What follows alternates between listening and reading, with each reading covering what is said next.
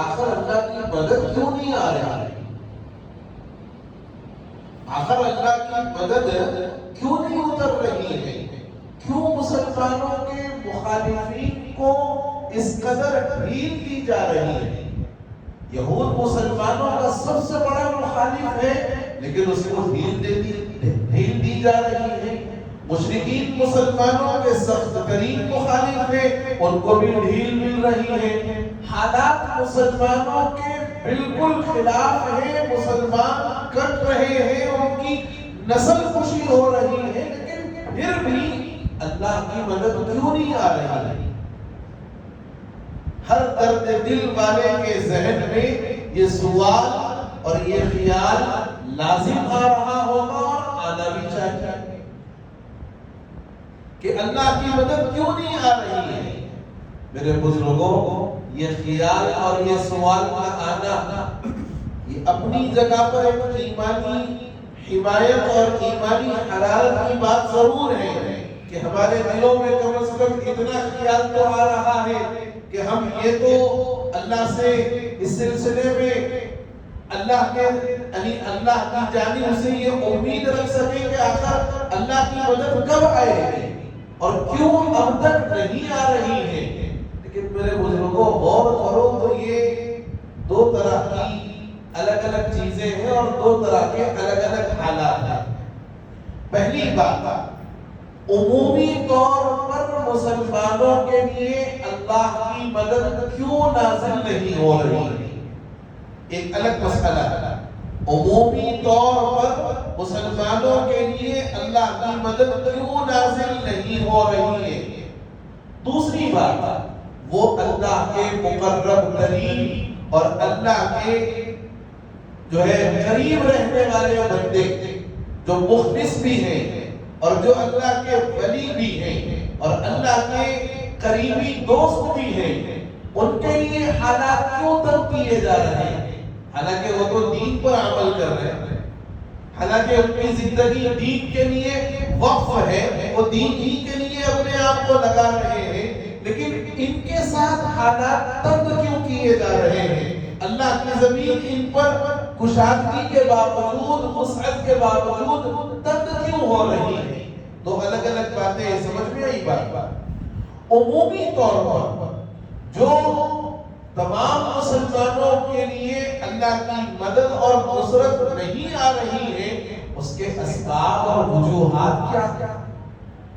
Number ایک وجہ، میرے بزرگوں، یہ سر کے کانوں سے نہیں بلکہ دل کے کانوں سے سنو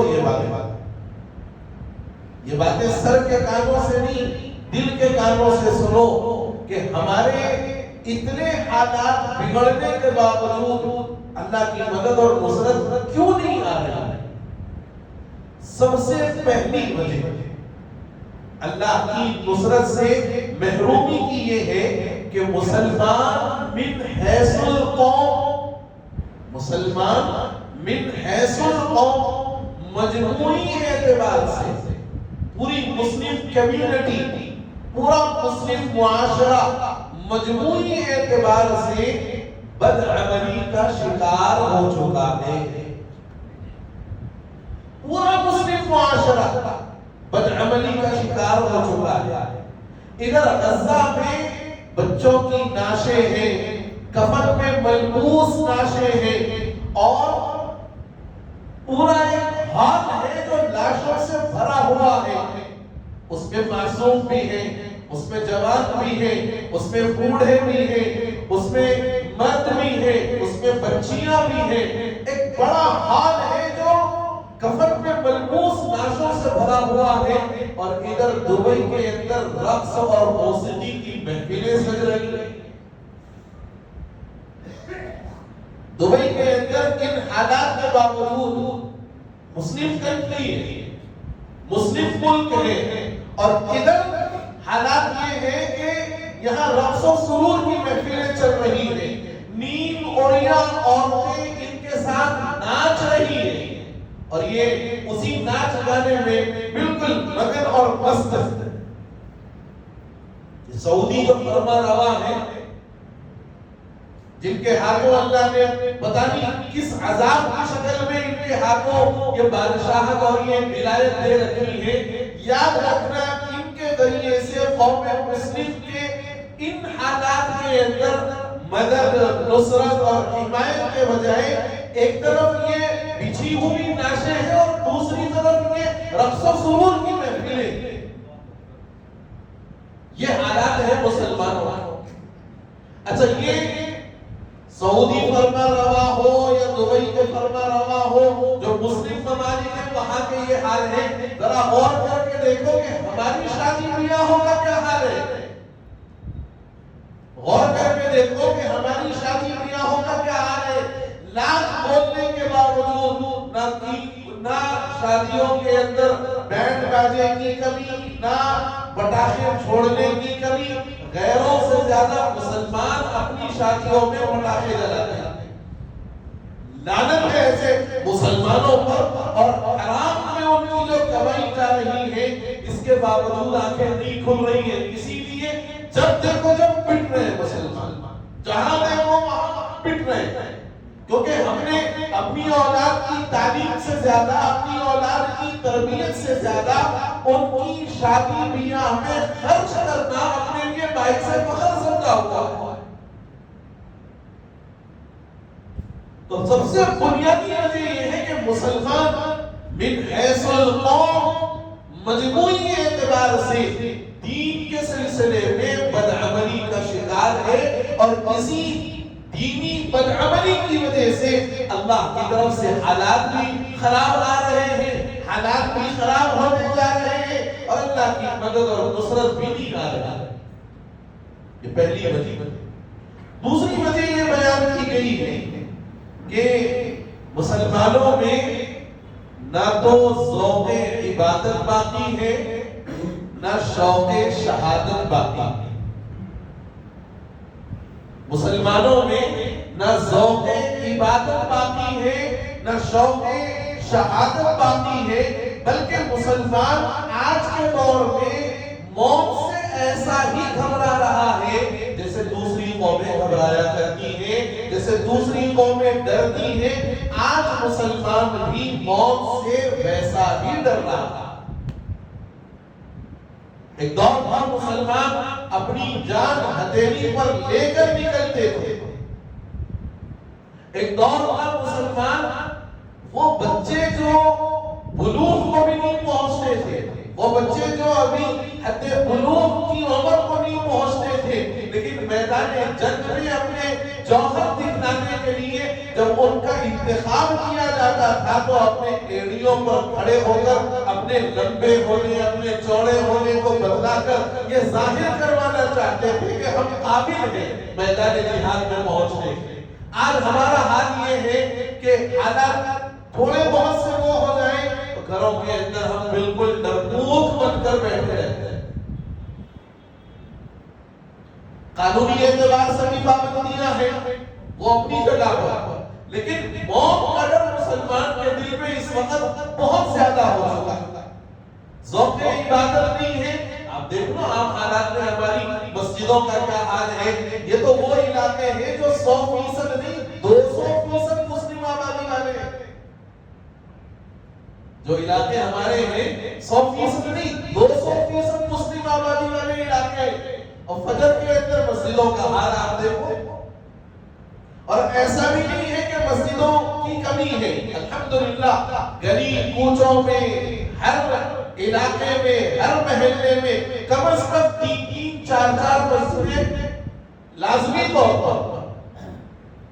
آپ حالات دیکھ لیں کہ ہمارے ذوق عبادت کا کیا حال ہے۔ شوق شہادت تو بہرحال ذہن و دماغ سے نکل ہی گیا ہے، اور موت کا ڈر ایسا ہے کہ موت کے ڈر کے لیے بس اتنا کہنا کافی ہے، کورونا کے حالات ذہن میں لے آؤ۔ بس کورونا کے حالات ذہن میں لے آؤ کہ موت کا اتنا ڈر تھا اور موت سے اتنا گھبرا رہے تھے کہ اپنے باپ کی میت کو نہلانے کے لیے اولاد آگے نہیں بڑھ رہی تھی۔ اپنے باپ کی، سگے باپ کی جس نے پیدا کیا، ظاہری طور پر وجود میں آنے کا ذریعہ بنا، جس نے اپنا سب کچھ قربان کر کے تمہیں قربان چڑھایا، جب اس کا آخری وقت آیا اور وہ مر چکا، نہلانے کا وقت آیا، کورونا ہے بھائی، اگر ہم ہاتھ نہ گئے تو ہمارے کو بھی بیماری ہو جائے، موت کے ڈر کا یہ حال ہے۔ یہ وہ وجہ ہے جس کی وجہ سے اللہ کی نصرت اور مدد مسلمانوں کا شامل حال نہیں۔ تیسری وجہ، دین، مذہب، ایمان، عقیدے سے زیادہ، دین، مذہب، ایمان اور عقیدے سے زیادہ آج ہم مسلمانوں میں سے ہر ایک کو اپنے اولاد کی، اپنے خاندان کی دنیاوی راحت و آرام کی فکر ہو گئی ہے۔ دین، مذہب، ایمان، عقیدے کے علاوہ یعنی اس کی کوئی زیادہ فکر نہیں ہے۔ ان تمام چیزوں سے زیادہ مسلمانوں کو آج اپنی اولاد کی، اپنے خاندان کی دنیاوی راحت و آرام کی فکر ہے۔ یہی وجہ ہے کہ دنیا حاصل کرنے کے لیے ہم سب کچھ قربانیاں دینے کو تیار ہیں، سب کچھ قربانی دینے کے لیے تیار ہیں، اور دنیا ہی کی کامیابی اور ناکامی کو اپنی اصل کامیابی اور ناکامی ہم نے سمجھا ہوا ہے، اور دین، ایمان، عقیدے اور مذہب کے لیے ذریعہ برابر قربانی دینے کے لیے ہم آگے نہیں بڑھ رہے۔ یہ وہ حقیقتیں ہیں جس کا کوئی مسلمان انکار نہیں کر سکتا۔ آج اپنے حالات کا، اپنے زندگیوں کا جائزہ لے کر کے دیکھو کہ ہمیں آج دین و مذہب سے زیادہ، ایمان و عقیدے سے زیادہ اپنی اولاد کی اور اپنے خاندان کی دنیاوی راحت و آرام کی فکر ایسی سر چڑھ کر بول رہی ہے کہ ہم نے اصل کامیابی اور ناکامیابی دنیا ہی کو سمجھا ہوا ہے، اور آخرت کے سلسلے میں بالکل ہم غافل۔ جو قوم اپنی آخرت کو بھلا دے، جو قوم اپنے قبر و حشر کو بھلا دے، جو قوم اللہ کے سامنے جواب دہی کے احساس کو بھلا دے، کیا اللہ کی اس کے لیے مدد اترے؟ کیا اللہ کی اس کے لیے مدد اترے؟ ایک اور وجہ یہ ہے اللہ کی مدد اور نصرت سے محرومی کی کہ مسلمانوں کی مجموعی تعداد کا، مسلمانوں کی اکثریت کا اللہ کی ذات پر اعتماد، بھروسہ، یقین، توکل اب ویسا نہیں رہا جیسے ایک ایمان والے کو رکھنا چاہتا ہے۔